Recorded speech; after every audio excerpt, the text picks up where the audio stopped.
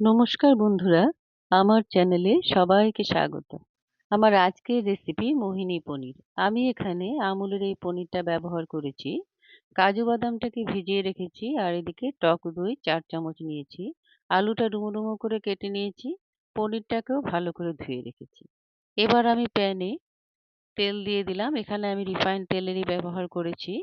এদিকে আমি কাজু বাদামটা মিক্সিং জারে দিয়ে একটা পেস্ট তৈরি করে নিচ্ছি। প্রথমে আমি আলুটা দিয়ে দিলাম। আলুটাকে আমি ভালো করে ভেজে নেব। দেখুন, এবার আমি এতে স্বাদ মতো নুন দিয়ে ঢেকে ঢেকে খানিকটা সময় নিয়ে আলুটাকে ভেজে নেব। পনির তো অনেক রকম ভাবেই খাওয়া যায়, তবে আমার আজকের এই রেসিপিটা একেবারেই নিরামিষ। আমি এতে পেঁয়াজ রসুনের ব্যবহার করিনি। এখানে আমি কাঁচা লঙ্কার ব্যবহারও করিনি। দেখুন, ঢেকে দিলাম। এদিকে আমার কাজু বাদামের পেস্টটাও তৈরি হয়ে গেছে। এবার আমি টক দইতে একটু চিনি দিয়ে এটা ভালো করে ফেটিয়ে নিচ্ছি। আর ফোড়নের জন্য আমি ব্যবহার করেছি সাদা জিরে, গোলমরিচ, দারচিনি, এলাচ। দেখুন, আলুটা আমার ভাজা হয়ে গেছে। এবার আমি আলুটাকে উঠিয়ে নিচ্ছি। এবার ফোড়নটাও দিয়ে দিলাম। ফোড়নটা একটু ফুটতে থাকলে এবার আমি এতে প্রথমে কাজু বাদামের পেস্টটা দিয়ে দিচ্ছি। কাজু বাদামের পেস্টটা দিয়ে আঁচটা কমিয়ে এটাকে আমাকে একটু সময় নিয়ে কষাতে হবে। এতে আমি সামান্য হলুদ গুঁড়ো, লঙ্কা গুঁড়ো দিলাম, দিয়ে কষিয়ে নিচ্ছি। লঙ্কা গুঁড়ো, হলুদ গুঁড়োটা অপশনাল। আমি সামান্য রং হওয়ার জন্য দিয়েছি, না দিলেও এটা ভালো হয় খেতে। এই রান্নায় আমি গোলমরিচের গুঁড়ো ব্যবহার করেছি। গোলমরিচের গুঁড়ো যেমন রান্নার স্বাদ আনে, তেমনি সুগন্ধও বাড়ায়, তেমনি স্বাস্থ্যের জন্য অনেক উপকারী। আর শীতকালে তো কথাই নেই, গোলমরিচের গুঁড়ো দিয়ে রান্না করলে দারুণ লাগে। স্বাদ মতো নুন দিয়ে দিলাম, দিয়ে আবারও একটু কষিয়ে নিচ্ছি সময় নিয়ে। কষানোটাই একটু সময় লাগে।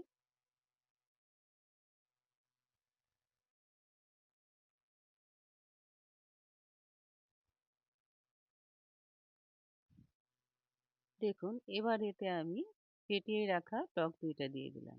টক দইটা দিয়ে আঁচটা কমিয়ে খানিকক্ষণ সময় এটাকেও আমি কাজু বাদামের পেস্টের সাথে সুন্দর করে কষিয়ে নেব। এখানে আমি আলুর ব্যবহার করেছি। আলুটা অপশনাল, আমরা পছন্দ করি তাই আমি দিয়েছি। আলু ছাড়াও শুধু পনির দিয়েও এটা অনেক দারুণ লাগে খেতে। দেখুন, ভেজে রাখা আলুটা এবার দিয়ে দিলাম আমি। দিয়ে একটুক্ষণ এটা মিশিয়ে নেব। এটাকে ভালো করে কাজু বাদামের পেস্টের সাথে মিশিয়ে এবার পনিরটাকেও দিয়ে দিলাম। দিয়ে সুন্দর করে একটু নেড়ে চেড়ে নিচ্ছি।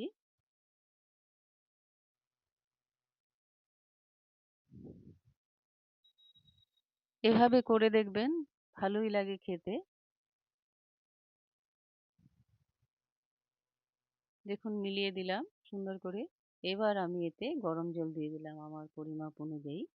আর দিয়ে দিলাম সর্ষে পোস্ত বাটা।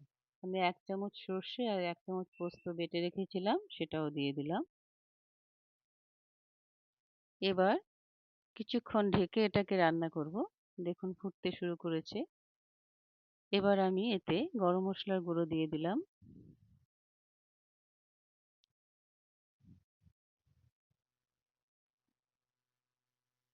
এবার আমি গোলমরিচের গুঁড়ো দিয়ে দিলাম। দিয়ে এটাকে সুন্দর করে মিশিয়ে নিচ্ছি।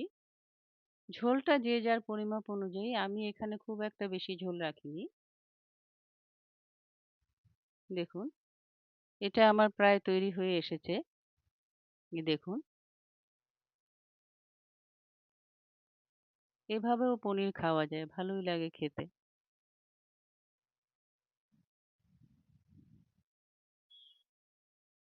আলুগুলো সেদ্ধ হয়ে গেছে। তৈরি হয়ে গেছে আমার পনিরের এই রেসিপি।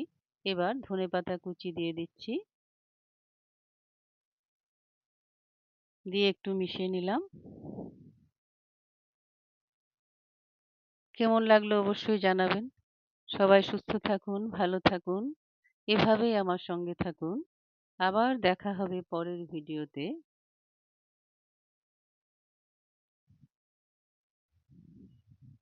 ধন্যবাদ।